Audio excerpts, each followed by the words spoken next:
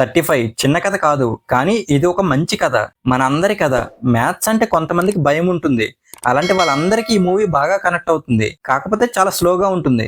ఇదే మూవీ ఏ మలయాళంలోనూ వస్తే మాత్రం మాస్టర్ పీస్ అని, తోపు అని బాగా లేపేవాళ్ళు. ఏం చేస్తాం, తెలుగులో వచ్చింది కదా. Hello all, welcome to my channel nomadic cinema.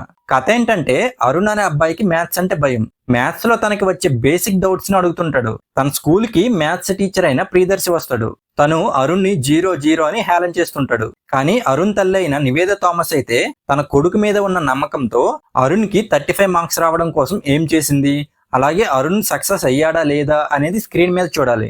లెక్కల్లో అందరికీ అనుమానాలు ఉంటాయి, కానీ మా వాడికి లెక్కల మీదే అనుమానం సార్ అని చెప్పే డైలాగు అందరికి బాగా కనెక్ట్ అవుతుంది. పిల్లలకు తల్లి ఓడే మొదటి బడి అన్న డైలాగ్ అయితే చాలా బాగుంది. తల్లి ఎంత నేర్పుగా, ఓర్పుగా పిల్లలకు చెబితే అంత గొప్పగా తయారవుతారనే పాయింట్ ని చెప్పడం చాలా బాగా అనిపించింది. నిజమే కదా మరి.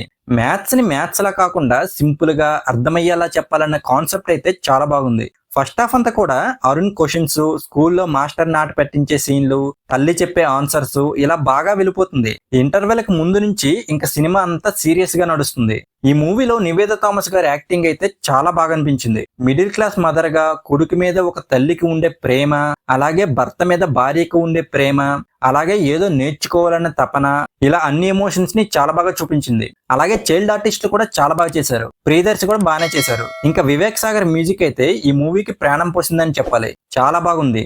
ఈ మూవీకి తిరుపతి బ్యాక్ డ్రాప్ కూడా బాగా కలిసి వచ్చింది. చూడడానికి చాలా బాగుంది. అలాగే డైరెక్టర్ నందకిషోర్ ఈ మూవీని చాలా బాగా హ్యాండిల్ చేశారు. కాకపోతే కొంచెం క్రిస్పీగా చెప్పుంటే బాగుండేది. స్లోగా ఉండటం వల్ల కొంతమందికి కనెక్ట్ కాకపోవచ్చు. ఇంకా ఓవరాల్ గా మూవీ గురించి చెప్పాలంటే తప్పకుండా అందరూ ఫ్యామిలీతో కలిసి ఈ మూవీని చూడండి. మంచి సినిమాలు రావటం లేదంటారు, కానీ ఇలాంటి మంచి మూవీస్ వస్తే మాత్రం చూడరు. అదే వేరే లాంగ్వేజెస్ లో వస్తే మాత్రం చూస్తారు. ఇలాంటి మూవీస్ ని కూడా ఎంకరేజ్ చేయండి.